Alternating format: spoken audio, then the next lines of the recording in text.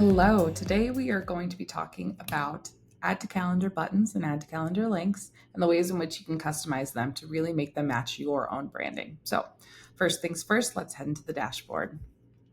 In the dashboard, you are going to see our lovely little create button. Obviously, if your event is already created, all you would need to do is go into that event detail page. But for the sake of starting from the very beginning, let's create an event together. So let's create our first event. This event is a demo event, right? So I'm going to name it as such. This is also the area in which you would then determine, is this a single event, recurring, or event series? You would set your date and time, whether it's an all-day event, as well as the time zone. You can put any additional details, the location, organizer, and organizer information here. You get to select an event image. That would be the featured image for your event landing page. And then you can also determine if you would like it to be an RSVP event or not. For the sake of this demo, we're just doing a pure, regular demo event. So once all of that information is recorded, I'm going to create my event. Immediately upon creation, you get taken to what we call the event details page. This is where all of your sharing tools will live. So of course, you have the ability to just share the event landing page that was created with this.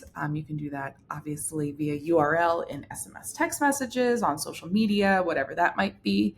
But today specifically, we're going to be talking about those add to calendar links and buttons. So let's open up this section. As you can see, these are kind of the standard ones that come.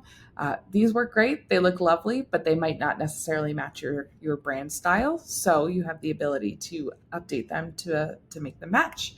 Obviously, if you would prefer it just to be plain text, that is also an option here. So what you're going to do is hit the Create Style button. And this is going to give you the ability to customize the color that you might want. So I'm going to pick this lovely blue. We're going to use that color for all of these. I can then adapt the style if I want the corners rounded, if I want them to appear as circles. I can opt to either have the icon or just the text or both of them together.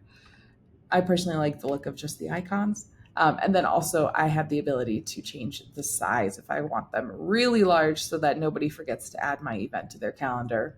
I can do that.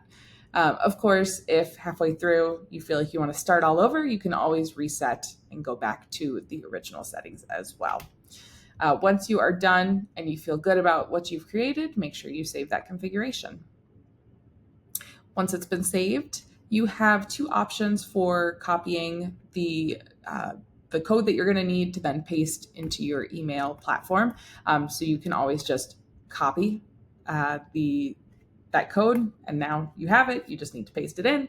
Or if you want to see it yourself, you can always view the source code and copy this and then paste it.